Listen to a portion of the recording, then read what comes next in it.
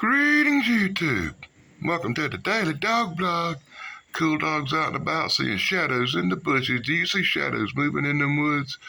I think I see shadows moving in them woods. I could be wrong. Let me know if you think you do. Cool dog thinks she sees something. Check this out. I got a little tale from Jim Cornette for you today. Talking about my favorite show, The Night Stalker. Now we can talk about what I did yesterday evening. Because I will have you know, Brian, that yesterday, as we sit here and speak to the people, was October 21st of 2023. Wait, do you know why that date is a milestone of some description? 10/21/23? Of some description. Of some description, no. That doesn't necessarily have to be even. I don't know of any description, no. Well, people sometimes give a description of you when the police sketch artist is around. Hey. But nevertheless, yesterday would have been Mama Cornette's 90th birthday. Wow. And so what I decided to do, that's another reason I didn't watch any wrestling. Not that they were cooperating with me by trying to entice me in any fashion. So what we decided to do was, instead of having a birthday party, we would have a birthday evening in honor of Mama Cornette, because now that they won't give us a wrestling program on television these days on Saturday nights at 8 o'clock like they did for a while there, we're back to, instead of DVRing and time-lapse watching, we're back to Svengoolie at 8 o'clock on MeTV. And guess what? He's doing double features for the month of Halloween. That's right. You were going to say something. I'll let you finish first. Sounds like you have more important Svengoolie-related things to say than I do.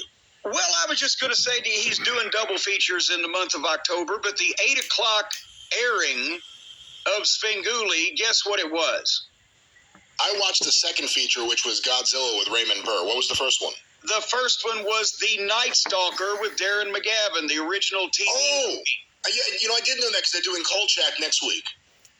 Yeah, and they did some of the TV episodes even more than normal all night. But nevertheless, the reason why that was special is because I remember exactly where I was when that movie first aired on television, because I watched it with Mama Cornette.